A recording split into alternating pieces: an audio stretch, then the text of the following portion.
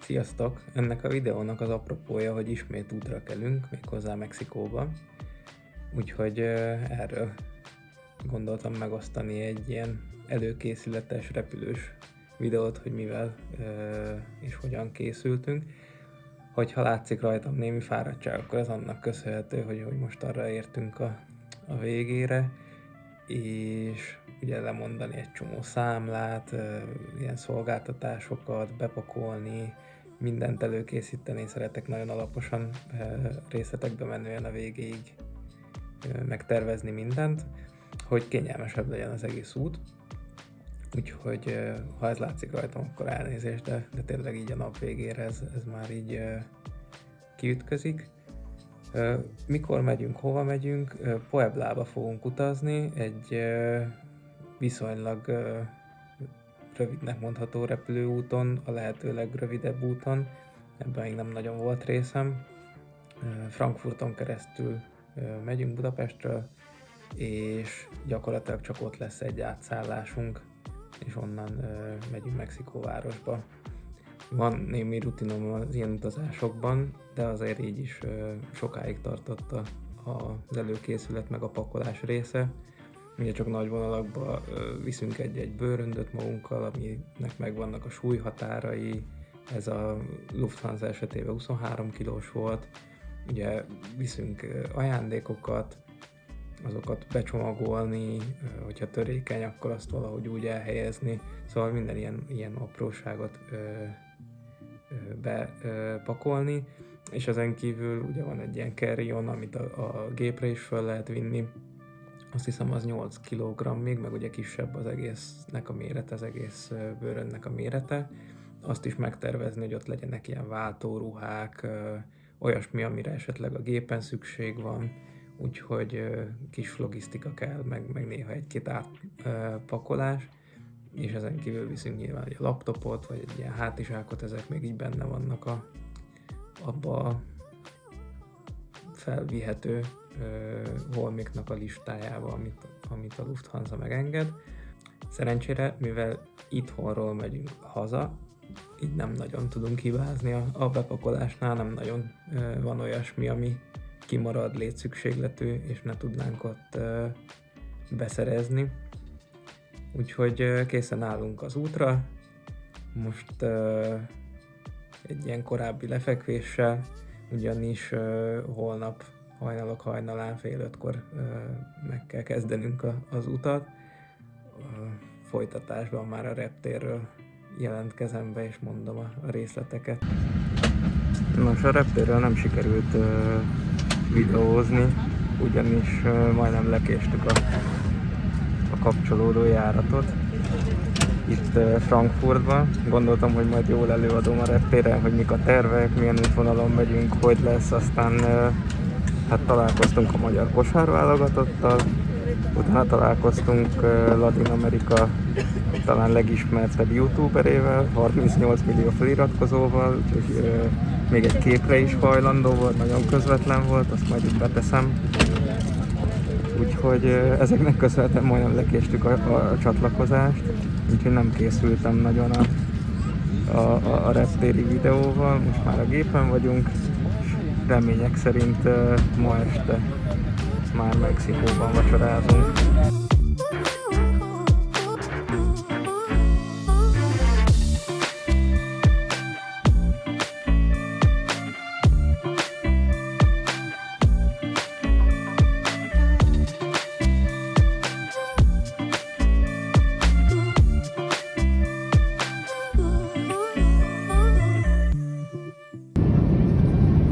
Szóval egy ilyen hosszú úton többször is adnak enni.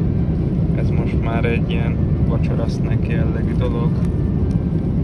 Joghurttal, nápai jellegű csoki, meg egy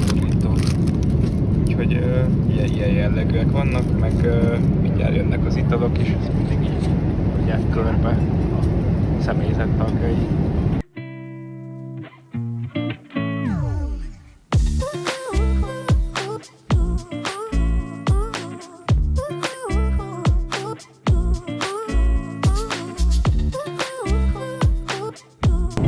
Egy dologról szerettem volna beszélni az utazás kapcsán, az pedig maga a pandémia, milyen is ilyenkor repülni.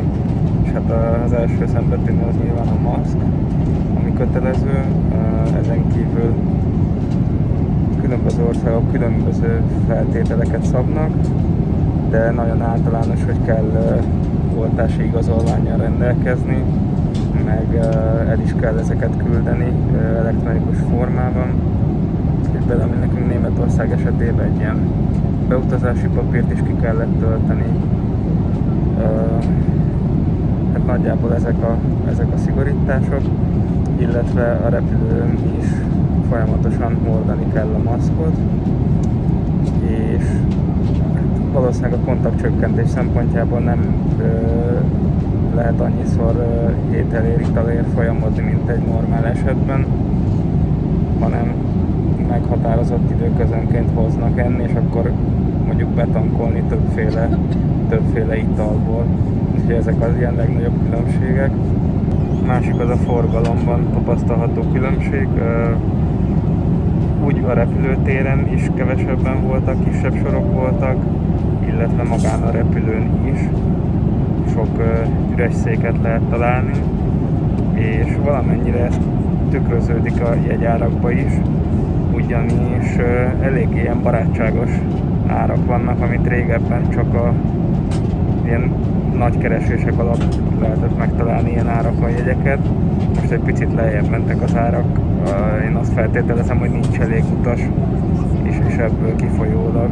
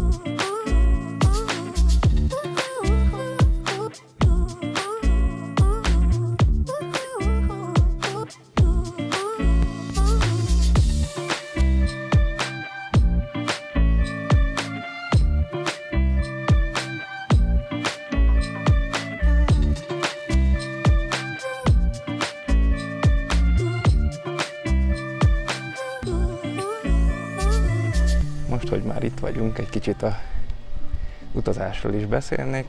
Azt gondolom, hogy most már elég gyakorlottak vagyunk, úgyhogy egy-két ilyen tippet is át tudok adni, hogy mit érdemes repüléskor figyelembe venni.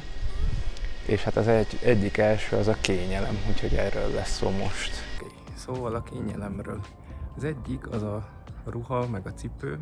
Én mindig preferálom az ilyen farmerekkel, meg szűkebb dolgokkal szemben azt, ami kényelmes, meg edzőcipő legyen, sőt zokniba is olyat választok, ami megfelelően kényelmes, nem szorít, azért egy 10 órás úton a végére azért eléggé el tud fáradni benne az ember. Na, és ugye, mivel egy tengeren túli járat elég hosszú tud lenni, szerencsére vannak ilyen kis beépített érintőképernyős monitorok, ahol a legkisebbektől egészen a felnőttekig mindenki megtalálja azt, ami szeretne. Vannak rajzfilmek, játékok, nagyobbaknak akár ilyen blockbuster jellegű filmek is, úgyhogy aki nem tud aludni, szerintem nyugodtan el tudja tölteni az időt. Lehet követni a radaron, hogy hol tart a járat, mennyivel megyünk, milyen magasan vagyunk. Felszállás-leszállásnál ezeket a fedélzeti kamerákat is lehet nézni, úgyhogy szerintem ilyen nagyon szuper kis komplex kütyű.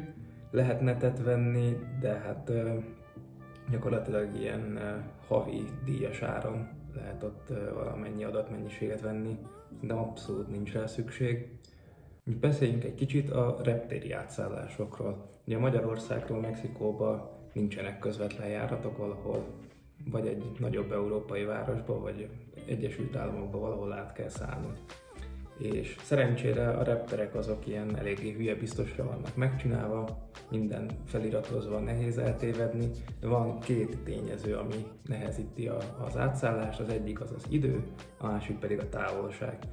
Mi Frankfurton keresztül jöttünk, ami az egyik legnagyobb repülőtér így a világon, tehát különböző ilyen mozgójárdák, liftek, mindenféle segíti ugye az átszállásnak a meggyorsítását.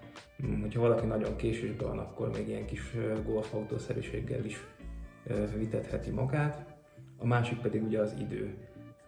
Általában azért egy 3-4 óra, 1 óra mindig szokott lenni átszállások között, hogyha így a neten egybeveszitek meg a jegyet. Ennek elégnek kell lennie. De késhet a gép, lehetnek nagy sorok a különböző határátlépéseknél, úgyhogy az én tanácsom az mindig az, hogy amennyire lehet gyorsan eljutni ahhoz a kapuhoz, ahonnan az átszállás indul. Na most van olyan, hogy nem adják meg előre azt a kaput, de a terminált azt általában lehet tudni. Ugye az én stratégiám az mindig az, hogy oda menni a helyszínre, aztán hogyha ott még van több idő, akkor onnan még mindig lehet egyet körbejárni ott a reptéren belül. Ugye pandémia alatt az utazás se annyira egyszerű, gondoltam én. Nyilván minden országnak más a beutazási feltétele, mások a protokollok. Az egyik az, hogy ugye mi Mexikóba jöttünk, ami talán az egyik legkevésbé szigorú a beutazást illetően, úgyhogy az átszállást is ez egy kicsit segíti, kevésbé veszik szigorúan, ugyanis a légitársaságok meg a tranzitáló országok azok általában a cél országnak megfelelő elvárásokat támasztják. Mi Németországon keresztül jöttünk, nyilván a németeknek is megvolt a maga protokollja. Igazából online kellett regisztrálni, meg feltölteni az oltási dokumentumokat, útlevelet, ilyesmit, és hát onnantól kezdve nagyon egyszerűen és flottul ment minden. Igazából a csomagfeladásnál ellenőrizték még egyszer ezeket a dokumentumokat, és utána minden már ilyen automatikusan működött. A beszállókártyát már soha nem kérték el, hanem voltak olyan helyek, ahol csak úgy oda kellett tenni a vonalkódot. Kevesebben is voltak, tehát azt a repülőn is, meg a repülőtéren is lehetett érezni, hogy kevesebb utazó van, úgyhogy hát minden nagyon flottul ment, nagyon simán ment. Olyannyira, hogy a gép az egy 3-4 órával előbb ideért, mint a tervezett út. És hát azért, hogy ne menjen minden teljesen zökkenőmentesen, a határátlépésnél akadt egy kis probléma. Eddig mindig, mint házastárs, a mexikói oldalon léptem be, ugye van 2 sor, egyik a hazatérő mexikóiaknak, a másik pedig a külföldieknek. Na most eddig meg is erősítettek benne, hogy persze nyugodtan mertek azon az oldalon. Most viszont valaki vagy nem tudom, fontosnak akarta érezni magát, vagy a Covid miatt, de nem engedtek be turistaként, hanem köteleztek egy ilyen helyi tartózkodási kártyának a kiváltására. Most mondanom se kell, hogy mivel erre nem készültünk, ez eléggé megnehezíti az egész ügyintézést, de hogyha minden jól megy, akkor áprilisig fogunk maradni, úgyhogy hát még több videót is tervezek, akár innen Pueblából is, meg a környékről levő utazásainkról is. Úgyhogy köszönöm szépen a figyelmeteket, és várlak titeket a következő videóval. Sziasztok!